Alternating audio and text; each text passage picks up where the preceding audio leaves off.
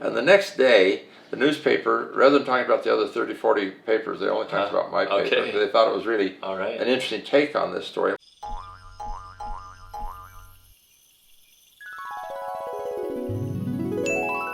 Hello everyone, this is Mark Peterson again with the Frog Outside the Well Research Center, and I have with me my guest, still in town, is Derek Driggs, a PhD candidate at Oxford University. Yep, good to be here. Working on linguistics. And since you know linguistics, you must know some things about literature. I do know a little bit, yeah. Because I've studied a little bit of Korean literature as well. What I want to talk about today is the Hungbu story. Classic.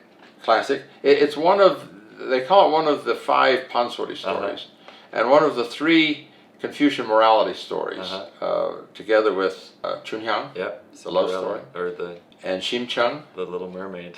the Little Mermaid, I guess so. Shimchung, who survived being thrown overboard. But Hungbu Nolbu, what do we know about Hungbu Nolbu? What are the key elements of that story? Well, if I remember right, Hungbu and Norbu were brothers, right? And one of them was the good brother and one of them was the bad brother. And so the good brother one day comes upon a sparrow who's broken its leg, and a swallow. A swallow, yeah. And he, being the good brother he is, he wraps the leg up and helps the swallow get better. And the swallow then brings him a seed, which he plants, and it grows into a pumpkin. That's a giant pumpkin. And some versions say 1, some say 5. 5 giant pumpkins, and they're full of treasure. And so the bad brother sees this, and he decides he's going to go for the same result. So he finds a swallow and breaks its leg, and then he fixes it up. Does that sound like a good idea? I mean, it's logical, right? And so the swallow brings him another seed, and he does the same, and he does get these great big pumpkins, and so he's excited, and he cracks them open, and they let out a bunch of evil spirits and monsters and all sorts of things. And he loses his house. Yeah, that's the essential element, the good brother, bad brother. Bad brother, Nolbu, is older brother or younger brother? I don't remember. He's the older brother. He's the older one, okay. So there's something funny going on here already. Right. That the good brother is the younger one, right. Yeah. My take on this is, contrary to what most audiences say about this as a story of brotherly love, they say it's a story of 형제애에. 형제애에, you should love your brother no matter what. And you should forgive your brother even though he's mean to you, because Hungbu is poor. And he goes to Nolbu and asks for aid, and Nolbu ignores him and sends him away. So Nolbu is really a bad dude. Right. And Hungbu is a good-hearted person. Hungbu has a sacrificing wife, and she's the mother of 10 or 20 children. They exaggerate. Right. You know, it's not just 6 or 8 children, it's 10 or 20 children. The story is told in a comical way because the lessons are being taught through humor as well. And Hungbu is the younger brother who's very poor, and Nolbu is the older brother who's very rich. Now, why would it be that the older brother is rich and the younger brother is poor? This reflects something about the inheritance system. Yeah, it must be part of the Confucian inheritance, right? And the older brother gets everything and sends off younger brother to work on his own. Right. Well, my take on this story is quite different. Okay. I published a paper on this one time at a conference, and the next day, the newspaper, rather than talking about the other 30, 40 papers, they only talked about my paper. They thought it was really an interesting take on this story. And what it is we know that in the early part of the Chosun dynasty, in fact, of the 500 years of the Chosun dynasty, the first 300 years, inheritances were divided equally. And a lot of other things were divided equally between older brother, younger brother, and between brothers and sisters. Okay, interesting.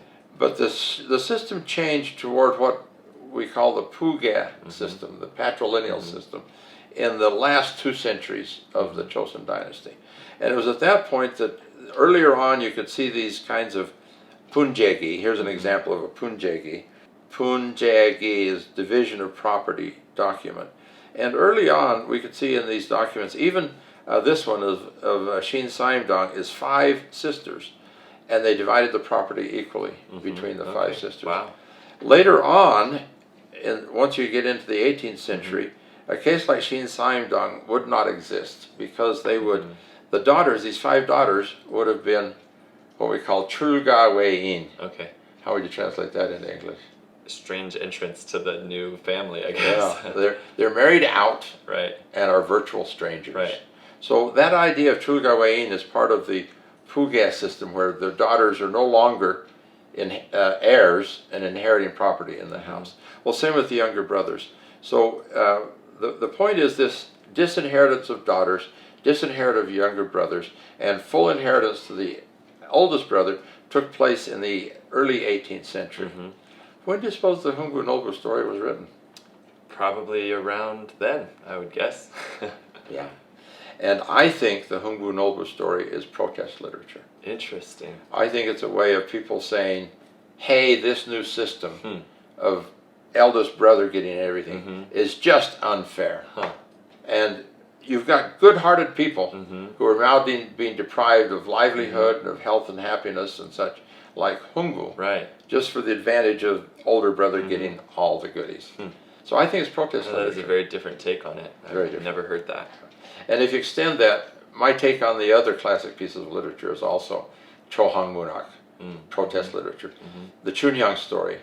It's about this faithful wife. She's not a wife. She was the daughter of a Kisang.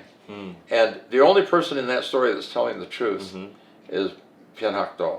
Pyeonhak-do is the evil magistrate that comes in. And he says, ha ha ha, she can't be your wife. She's the daughter of a Kisang. And that's the truth. But in the fantasy of the story, Right. She is the romantic wife. And the same thing with the Shimchung story. Shimchung is this dutiful daughter who's going to sacrifice herself so that her father can regain his sight. And she sells herself to a Buddhist temple for a human sacrifice and is cast into the sea, right? And she's saved by the Dragon King, right? And she's this virtuous example of a hyoja. So these are classic virtues of brotherly love and husband-wife love and father to son love, loyalty, hyoja. But she's a girl. Right. It's not a boy. The hyoja is not a ja, it's a nyo. Right. It's a daughter, not a boy. So I think all these classic, these were actually pansori literature pieces to begin with. All of these things are classic, I think, are Written pieces as of protest. protest. Interesting. Different twist on it from what we usually see. That's fascinating. Interesting, huh? You go tell the folks at Oxford. Yeah, I'll have to let people know. Okay. Well, thanks for coming in again, Thank you very Derek. much. It's good to see you. We'll see you next time.